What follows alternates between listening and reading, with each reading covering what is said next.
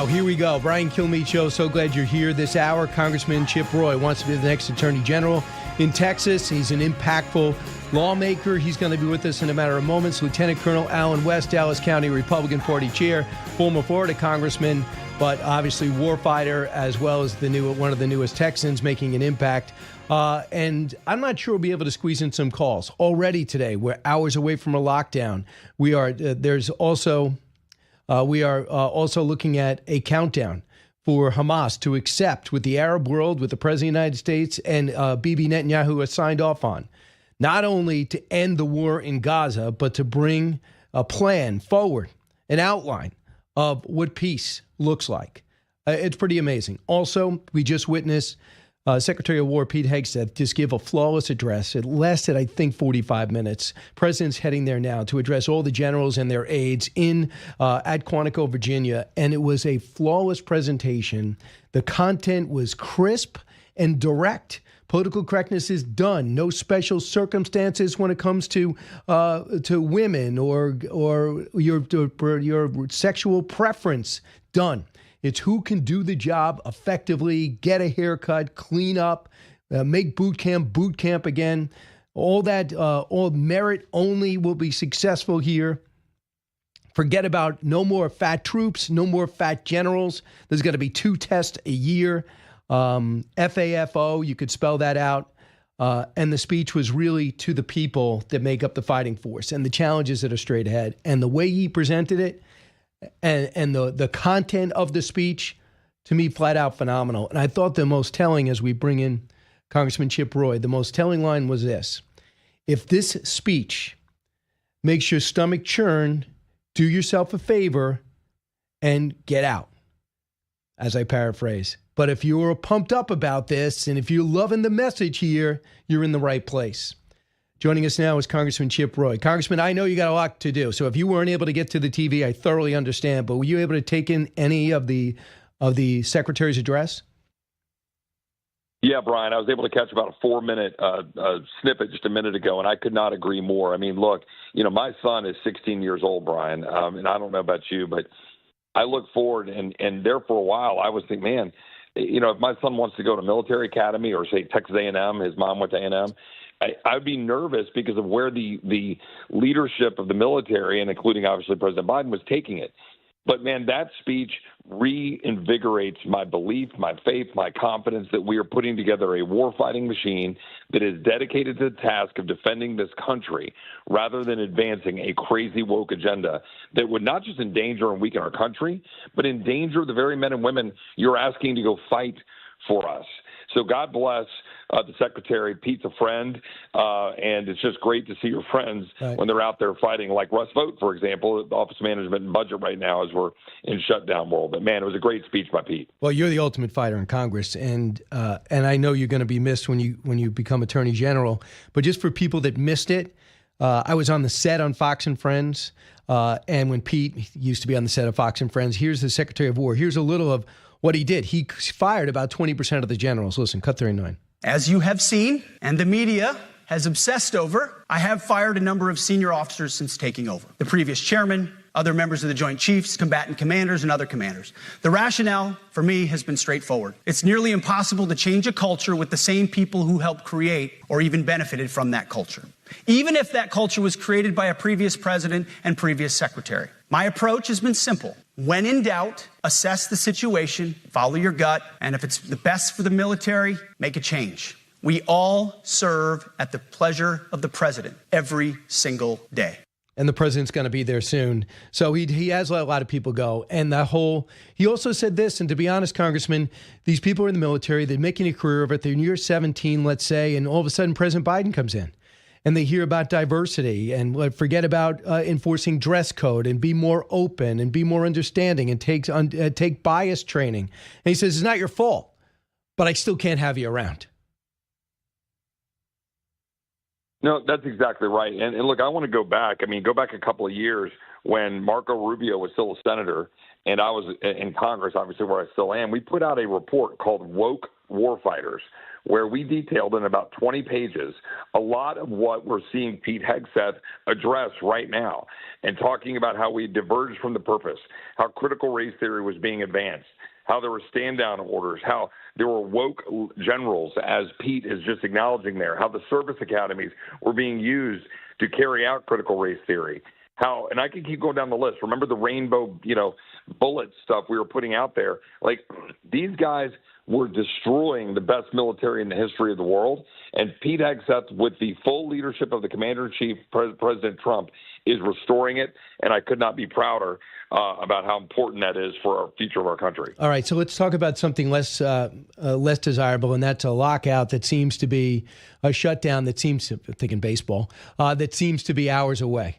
Yesterday, evidently, Chuck Schumer was making his way to the White House, and he had a one-week extension offer, and the word got out among other Democrats, and he quickly rescinded it, did not even bring it up in the Oval Office yesterday. So he's scared of his own people. So what does that mean for us, and what does it mean for your government?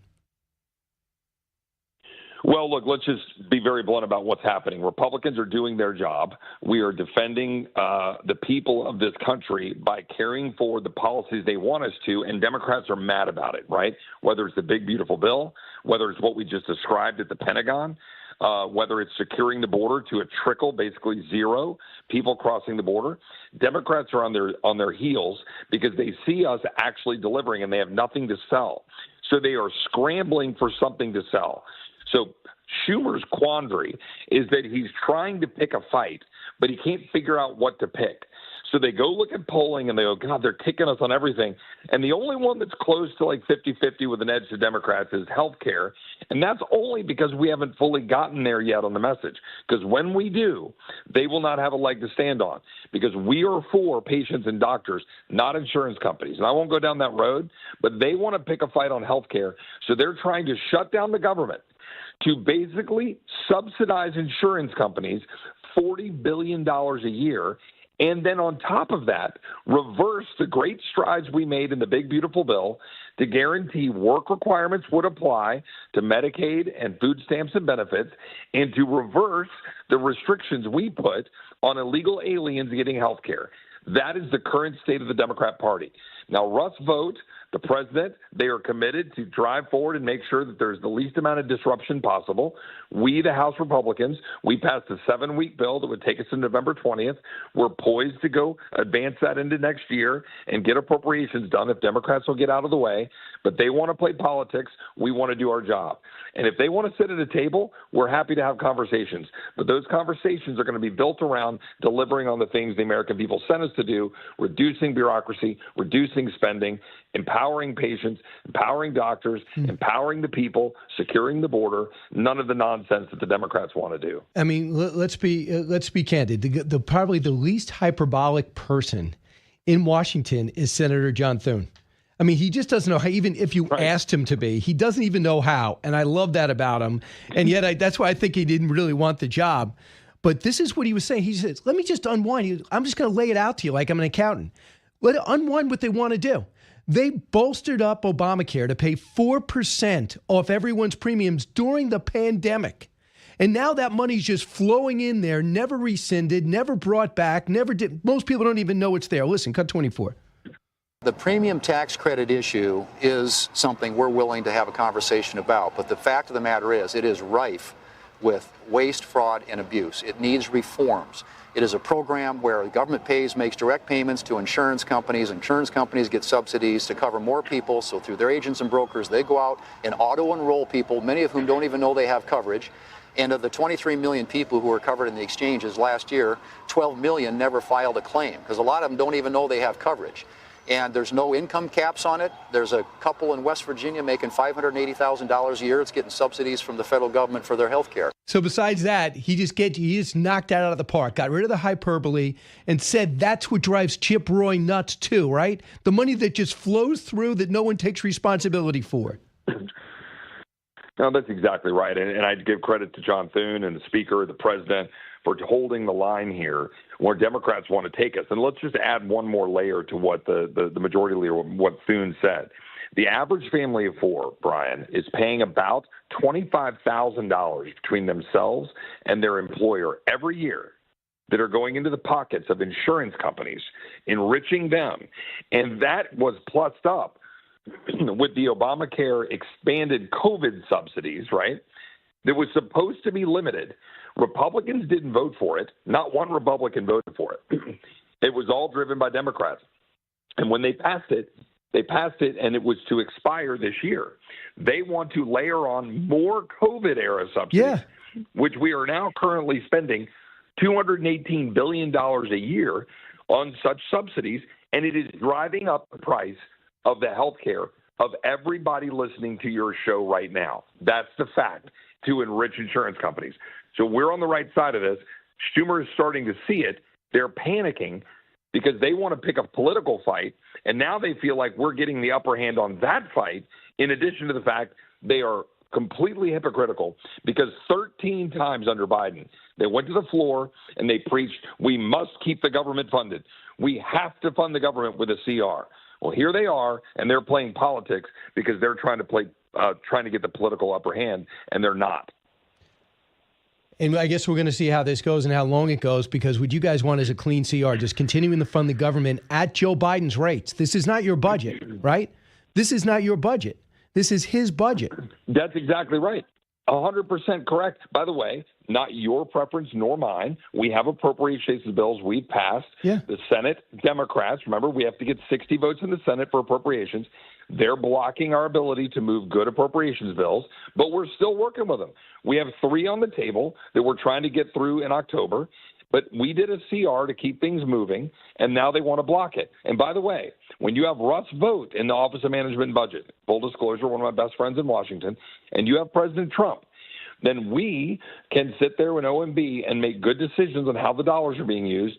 So if we hold spending flat at Biden's budget, we're winning, because as the economy grows and we hold spending in check after the big, beautiful bill made reforms to Medicaid, found some savings, we can get towards getting back on path to a balanced budget, particularly if the OMB director is empowered to lay off and fire bureaucrats that are otherwise more difficult to remove. So Schumer sees a box he's walking into, and he's getting nervous about it. So you're going to do something. You expect Russ Vought to take this opportunity to thin out the federal government ranks permanently? I certainly think that when you give the OMB director, who has the power to prioritize spending in a shutdown, that is to make sure we pay off our interest, right, on our debt so we don't default, make Social Security payments for our retirees, and then have to make tough decisions, he's empowered to say, look, we're going to lay off and remove workers that we think are not adding value to the average taxpayer. And that gives us more power to thin out that woke bureaucracy that has been destroying our country and get it back to doing what it's supposed to do under the Constitution, and which every taxpayer expects us to do. They want workers to make sure their Social Security gets delivered. They want strong people at the Pentagon defending our country. They want an FAA that guarantees safe flights. They don't want woke workers all over the bureaucracy that are clamping down on their businesses, throwing, law-abiding citizens in jail for praying and carrying out their beliefs. Right. So that's what I think Russ Vought would have the power to do.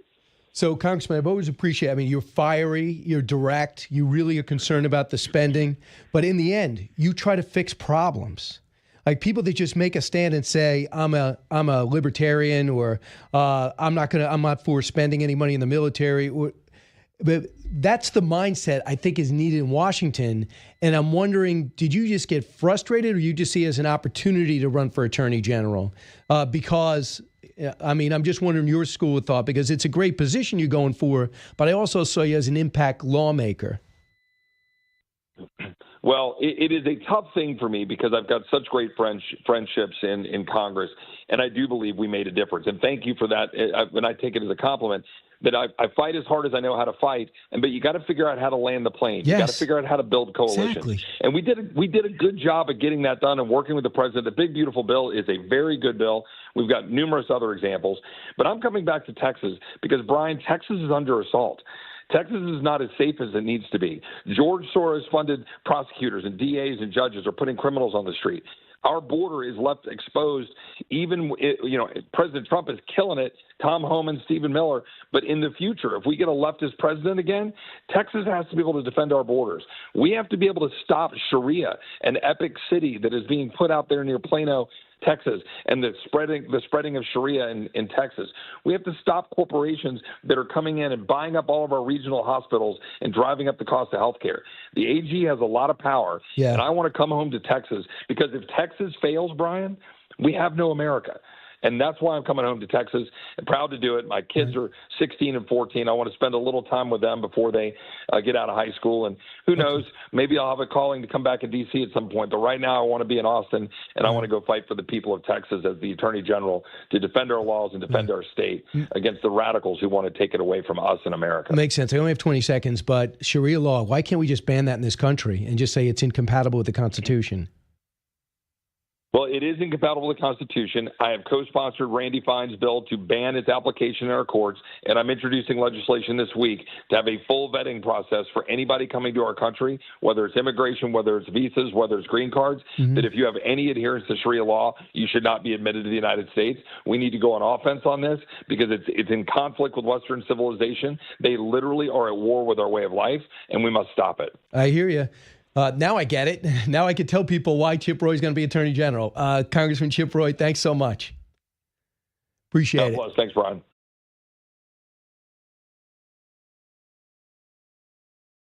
We were a little bit threatened by Russia recently, and I sent a submarine, nuclear submarine, the most lethal weapon ever made. Number one, you can't detect it. There's no way. We're 25 years ahead of Russia and China in submarines. Russia's actually second in submarines. China's third, but they're coming up. They're coming up. They're way lower in nuclear too, but in 5 years they'll be equal. They're coming up. And you don't have to be that good with nuclear. You could have 1/20th what you have now and still do the damage that would be, that'd be so horrendous. So that is President Trump just giving a long speech right after Pete Hegseth knocked it out of the park with the new stance with the Secretary of War. Joining us now is the ambassador to the U.S. from Moldova, Vlad Kulminski. Ambassador, welcome. Thank you very much for the invitation, Brian. So, Ambassador, a lot of people are looking in Eastern Europe these days, and they're watching Russia incur in the space of Romania, of Poland, of Belgium, of the Baltics. We saw Estonia. And then they're trying to infiltrate, by almost all reports, your election. But tell everyone what happened with your election in Moldova as you aspire to join the EU. So essentially, Russia tried to keep the Republic of Moldova within its orbit. And in order to do that, it interfered massively in the recent parliamentary elections in the country.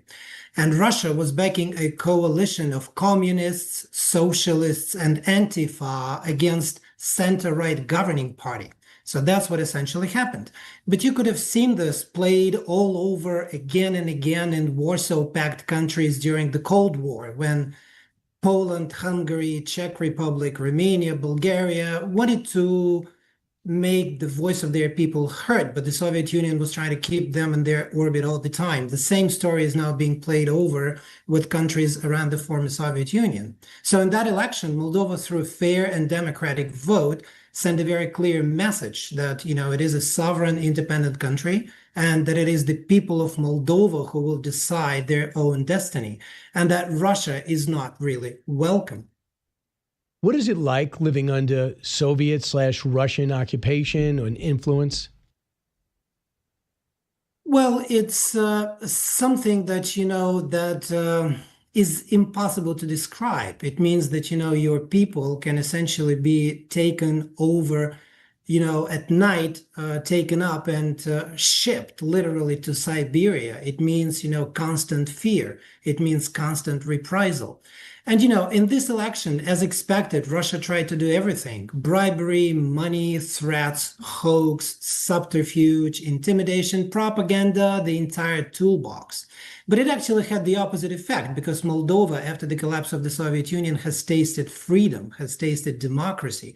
And I think that after this election, when Moldova sent a very clear message that it is going to decide its own destiny, Russia lost this country for a very long time, if not forever, just as it lost Ukraine. You can't really buy away people's freedom, can you? So you're not a member of NATO. You're a small country on your own. Do you fear Russia just flat out invading like they did Georgia, like they're trying to do in Ukraine, like they did in Ukraine, being pushed back? No, because we have very strong allies, including the United States. And the United States has been very helpful in strengthening Moldovan institutions and Moldova's ability to resist. And I would like to remind you that the first administration of President Trump was very helpful in preventing destabilization in Moldova. So essentially, it played a role of a mediator, making sure that political processes in Moldova go peacefully and that Moldova plays a role of regional stabilizer.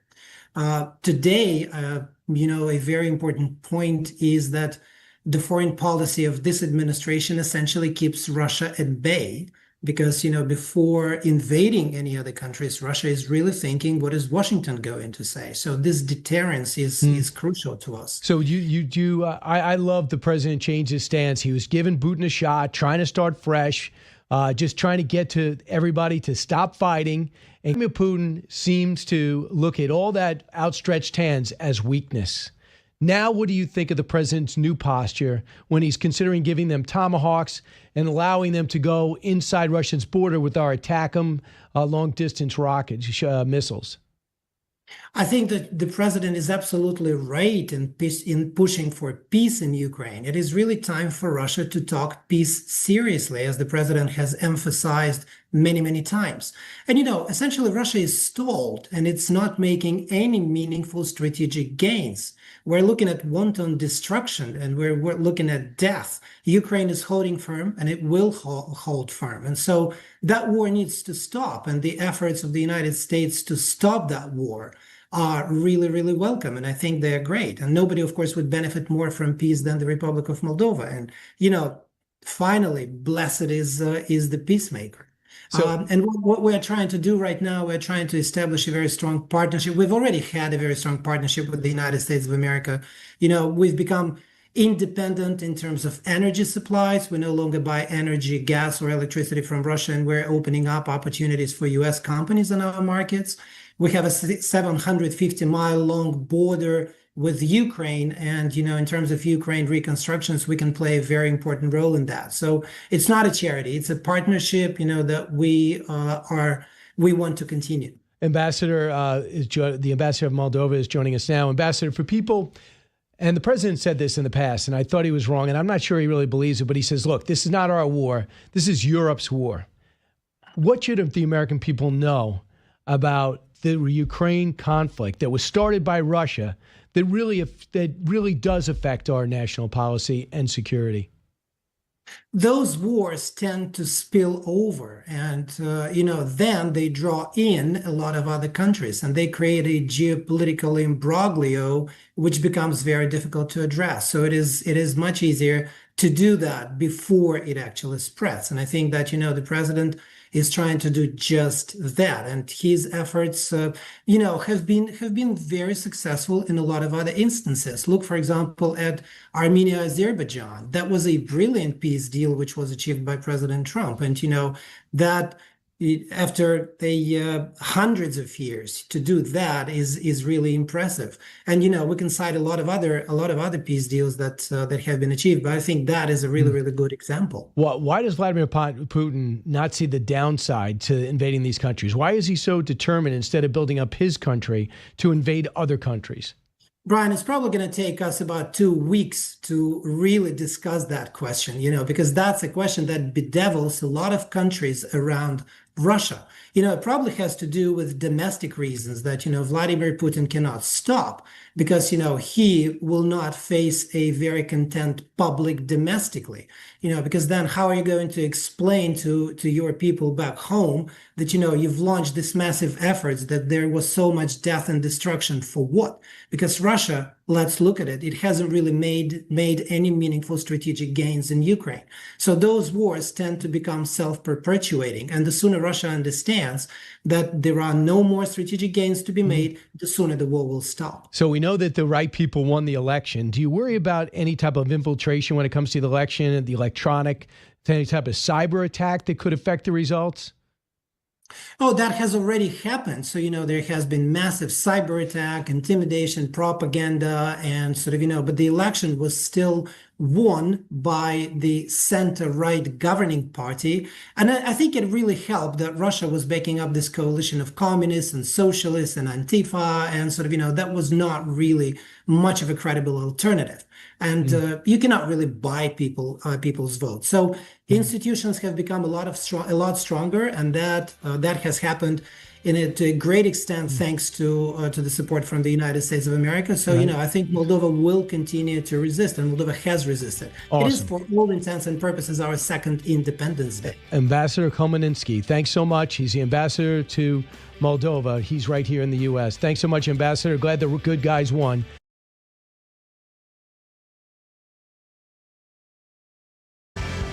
Should our enemies choose foolishly to challenge us, they will be crushed by the violence, precision, and ferocity of the War Department. In other words, to our enemies, F-A-F-O. If necessary, our troops can translate that for you.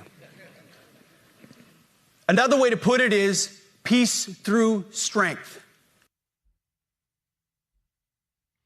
Pete Hegseth, about a 45-minute address. It was flawless. It talked about a total change in culture, massive. I can't imagine a man or woman who's upset by it to say goodbye to DEI, political correctness, the culture that was there before, because they had to listen to the lawmakers that set the tone. And the four-star general that just sat there as a placeholder, Secretary of Defense Austin, please tell me anything that he has done that's worthy of even speaking about. Lieutenant Colonel Allen West joins us now, Dallas County Republican Party chair, former Florida congressman. Colonel, I love this speech, and I could imagine you giving the same speech. Well, you're very kind, Brian. It's a pleasure to be with you. I'm sitting in an airport here in Montreal, but, maybe I'm the contrarian, and you may disagree with me on this, but I believe that leadership has an aura in and above itself. And I think that, Pete, without a doubt, gave a resounding address. But I just think that we could have done that, and we could have tuned in to all the soldiers all across the sailors, airmen, Marines. It could have been piped to everyone that the Secretary of War is giving an address to our uniformed members of service, and not just speaking to those generals, but speaking to every single one that is out there. And you could have done that by many of an electronic means, because I think that's what we need right now, to refocus this military, to refocus its capabilities, its capacities, its ethos, the whole 9 yards. And I applaud him for delivering that message, because it was needed after Lloyd Austin, which, as you said, someone that I served with at Fort Bragg, but had an incredibly unremarkable stint as the Secretary of Defense. I don't know what he did, except for wear a shield and a mask during the pandemic and disappear because he had some physical illnesses, and never stood up to President Biden. And as far as I know, the only thing he testified with, I was for leaving troops there, but when it didn't happen. He tells us that in the aftermath. So basically, when he said no generals were ever told me anything, he just let that discrepancy just lie there. So I want you to hear a little more from the speech. Let's listen. As you have seen, and the media has obsessed over, I have fired a number of senior officers since taking over. The previous chairman, other members of the Joint Chiefs, combatant commanders, and other commanders. The rationale for me has been straightforward. It's nearly impossible to change a culture with the same people who helped create or even benefited from that culture, even if that culture was created by a previous president and previous secretary. My approach has been simple. When in doubt, assess the situation, follow your gut, and if it's the best for the military, make a change. We all serve at the pleasure of the president every single day. So bringing them in there with their aides, you don't think was worth the money? Do you think there's something else going on that maybe half the people aren't buying in? And then maybe it's important to eyeball them? Well, maybe it's important to eyeball them. I think that, again, you can eyeball someone through a Zoom meeting. They can get the message. I've seen many a general officer be able to do that in my career. But the thing that a lot of people have to understand is that the 2-star, 3-star, 4-star generals, these are not generals that are they go before a board of their peers. Last time that happens is Brigadier General, 1-star, or Rear Admiral. These are political appointees, and I think it's very important for these folks to understand is that you need to realize that this is this administration's focus, and you need to be on board with that focus, or else you will not be in this position. That's clearly understood. So I think that what he has done, without a doubt, and some of the chairman and some of these other people, the C.Q. Brown, who said that we only needed 40-some-odd% of white pilots in the Air Force, I don't understand why. It was good to show that these people cannot be around in these positions because we are heading in a different direction in this Trump administration. I hope they break out into smaller groups where you can have maybe 2 guys at a time. What's the biggest problem we have? What do we need to work on? What kind of guys and women do you have in your unit? How hard is it to get weapons? All the things that you only get that maybe, guys, the door's closed, but it doesn't leave here. I hope they use that opportunity and the president's speaking to them now rather than just these public addresses. Yeah, I wholeheartedly agree with you. What I would suggest happening is that they be broken down by the geographic combatant commands, which is, Central Command, Pacific Command, European Command, Africa Command, and each by each you go around and you have a roundtable discussion within those combatant commands and the subordinate units to support and provide them troops. What is our task and purpose? What is our mission? Not just looking right now, but let's look at 10 to 15 years out. And I think, again, that would have been a great thing to kind of let these guys know before they showed up so they could bring some of the planners. They could bring some of their force provider plans, and they could talk about these things. So hopefully this is, like you just said, not about rah-rah speeches, but this is really about how do we contend with the multiplicity of adversaries and enemies that we see, the narco-criminal terrorists, Islamic terrorists, China, Russia, Iran, North Korea. So we have this Gaza deal on the plate. There's 21 axioms to it. There's 21 notes on how to end this war in Gaza. The war will immediately end. All hostages alive and deceased will be returned within 72 hours. The clock's ticking. I think we're at about 16 hours. Israel released 250 life sentences prisoners, plus 1,700 Gazans. Hamas members could be given amnesty if they lay down their weapons. Hamas will not have any role in the governance of Gaza. The Board of Peace will be formed, chaired by Trump and others, including Tony Blair and other Arab leaders, for the Palestinian Authority to oversee as they try to rebuild Gaza. I can go 20 deep on this. What are your thoughts? Yeah. I think that first and foremost, son, you don't give any type of conciliations toward Hamas or Islamic terrorists. You don't release anybody if they are guilty of terrorist activities. You have to operate from a position of strength because, once again, you don't negotiate with these people. You let them know that in your charter, it clearly says this. You exist for the extermination, the eradication of the state of Israel and Jews worldwide. That organization cannot be in governing authority. That organization is going to be, brought to its knees, and we're not returning or reconstituting it by giving back terrorists who then, where would they dissipate to? Look at what has happened with Obama releasing the 5 senior members of the Taliban back to Qatar, and now they're back in charge in Afghanistan. So it's about time that we put our foot down and say, we don't want you to exist, period, and stop. Here is what Netanyahu says, now that the clock is ticking, cut 2. But if Hamas rejects your plan, Mr. President, or if they supposedly accept it and then basically do everything to counter it, then Israel will finish the job by itself. This can be done the easy way, or it can be done the hard way, but it will be done. So we prefer the easy way, right, but it has to be done. And you know what I hear? A prime minister going, they're not going to adhere to it, and I'm going to have to take action. But I'm going to let everybody know. This is a PR thing, too. They do terrible at the PR war. They'd be the first to tell you. They do terrible. You just saw that plan. Egypt, Jordan, Turkey, Pakistan, Saudi Arabia, Indonesia, Qatar, UAE, all signed off on this, all right? So Israel adhered to it. You know, they'll follow rules, fine. But when the rockets start flying and this peace council, if there's assassinations, they're going to go in and finish the job. And I also never take my eye off Hezbollah because they're not defeated yet. And I want Lebanon in control of Lebanon. Think about that. Is that possible? Well, look, Brian, let's be very honest. It's not just Hamas, as you just talked about Hezbollah, but it's also Islamic Jihad. It's the Al-Quds, Al-Aqsa Martyrs Brigade. There are about 6 or 7 different Islamic terrorist organizations that are tied between Lebanon over to the West Bank and then over to Gaza.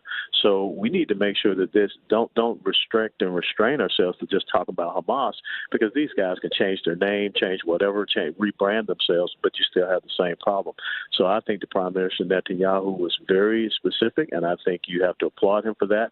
And I think that President Trump's response should be, and the United States will back you and support you when you go to finish that job. That's the clear message that has to be sent.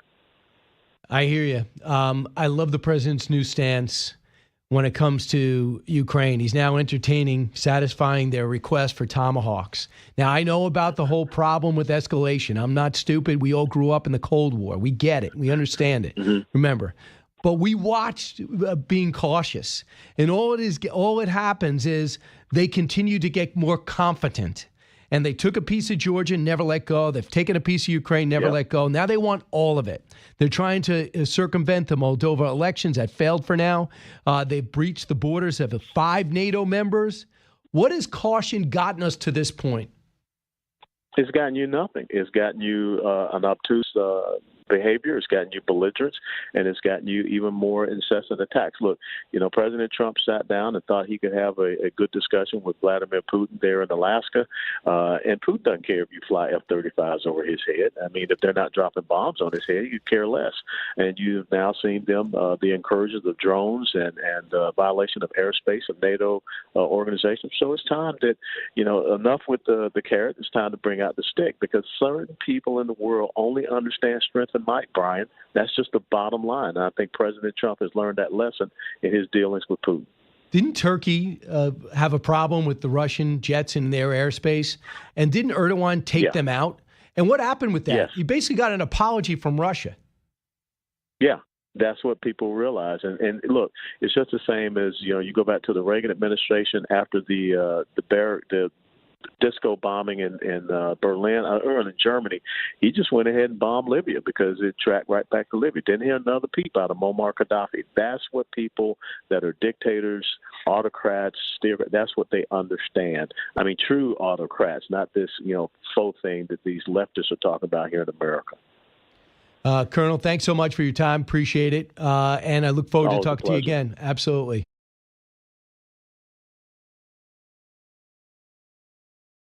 They say give us 45 days. We've had, since March, we've had 45 days and 45 days and 45 days and 45 days. We asked to meet earlier, they didn't want to. So we think when they say later, they mean never. We have to do it now, first because of the timing issue, and second, because now is the time we can get it done. That is Chuck Schumer, the minority leader, trying to act tough in front of his guys. We heard that he was going to walk into that meeting yesterday in the Oval Office with the president, Hakeem Jeffries, Speaker Johnson, Senator Thune, and he was going to say, what about a 1-week extension? We'll continue to talk about X, Y, and Z. And when word leaked out that he was going to look for a mini extension, they started saying Schumer's got to go and started with the resentment. So he quickly, this according to Punchbowl, made sure that was not brought up in the Oval Office. So they had a spirited exchange, at which time all you should know is this. One is continuing resolution, everything be paid the same exact way while they work on getting a budget and the appropriations bills passed, or you just have immediate shutdown. What they want is the USAID back put in place. They want NPR financed again. And they want the subsidies that were put in place during the pandemic that inflated Obamacare to an unaffordable way. And I'm going to let you hear what John Thune described it. They want that all to stay in place. Why? This is an extension of the current budget levels, which is Joe Biden's budget. Michael Goodwin, New York Post columnist, joins us now. Michael, who's going to pay the price for this? Because I think a shutdown's inevitable. Good morning, Brian. Look, I think you've summarized it very, very well. And the idea that essentially Democrats want to return to the previous president, and Donald Trump was not elected to be a caretaker for Joe Biden's policies and budget.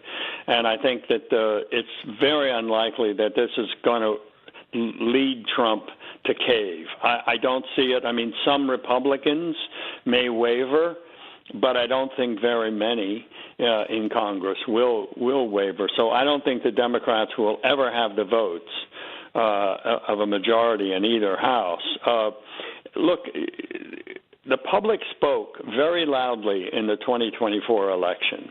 It did not want this level of federal spending. It wanted cuts.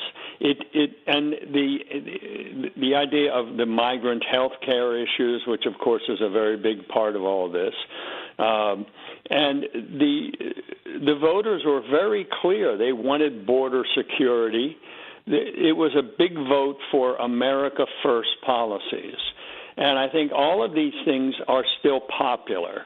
And I think sometimes there's so much coming out of Washington that it can be confusing even to those people trying to pay attention because there's a welter of information and misinformation and the media manipulation. But I think it is hard sometimes to keep your eye on the ball.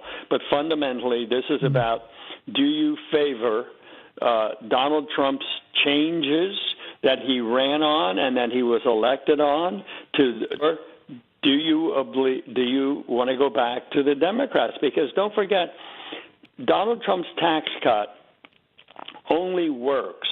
That's the way of reducing the budget deficit if that tax cut takes effect and the economy booms. If you go back to the higher levels of spending, you are nullifying the tax cut, the impact of the tax cut on the economy, and so then you have higher taxes for longer. So I think it's an important fight, but I think it's hard to get the word out to a lot of people. I hear you, Michael Goodwin, our guest. Michael, I just want you to hear, here's Senator Thune, who's got to be the most logical person in Washington. Cut 25. Part of this is the base Obamacare program is not going to be affected. What's going to be affected is the enhancements that the Democrats added when they had the majorities. So we're willing to have that conversation, but you got to do that.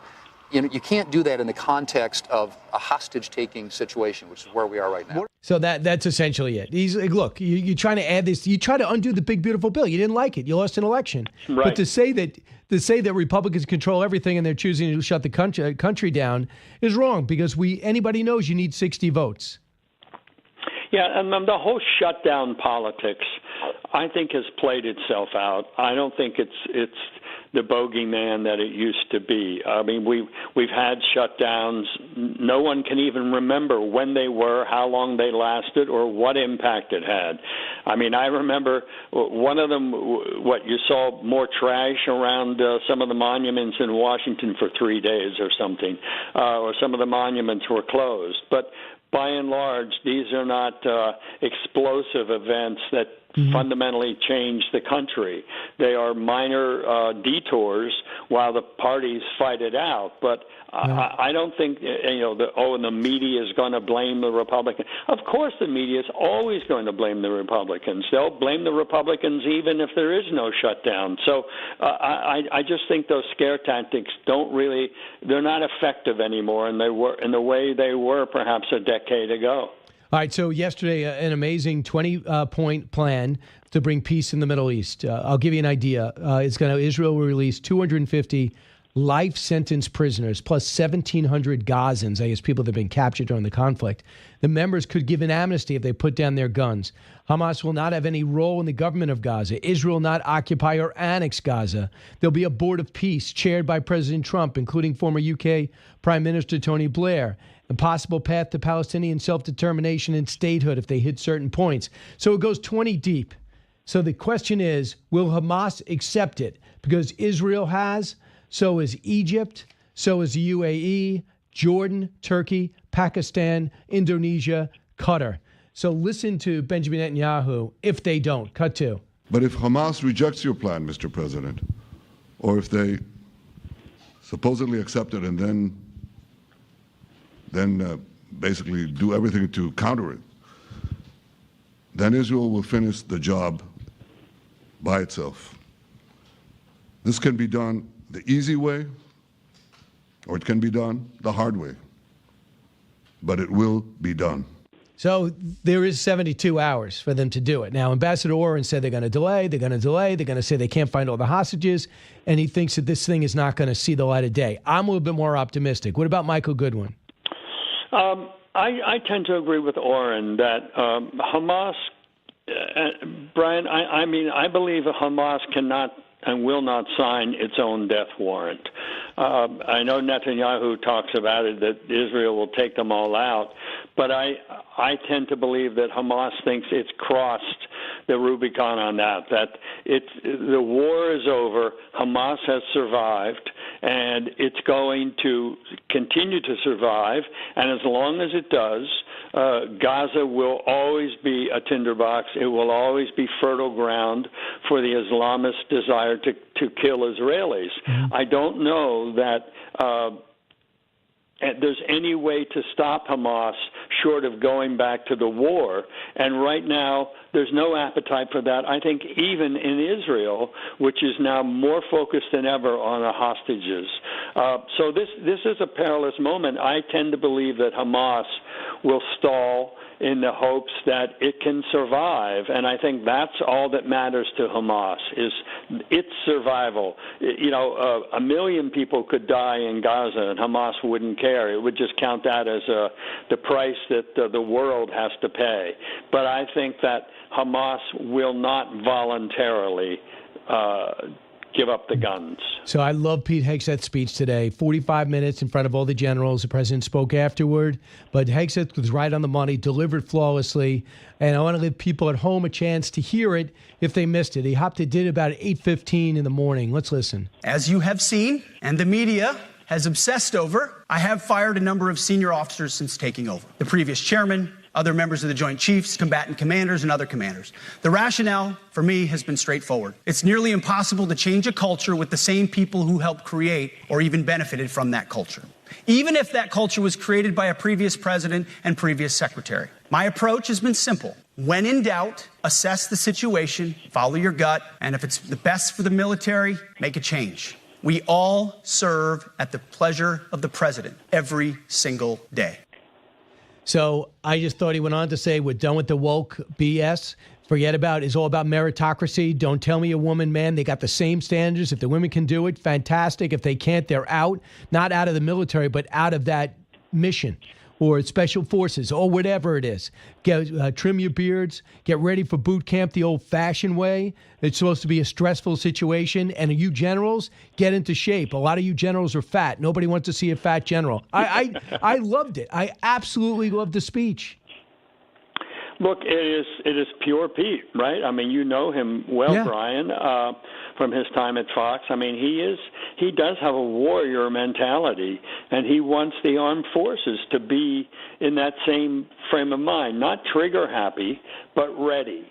And I think that's a sense that his sense, and I basically agree with him, that the military didn't just get fat, but it got reticent. It got woke in the sense that it was concerned about pronouns and racial diversity and all of those sorts of things.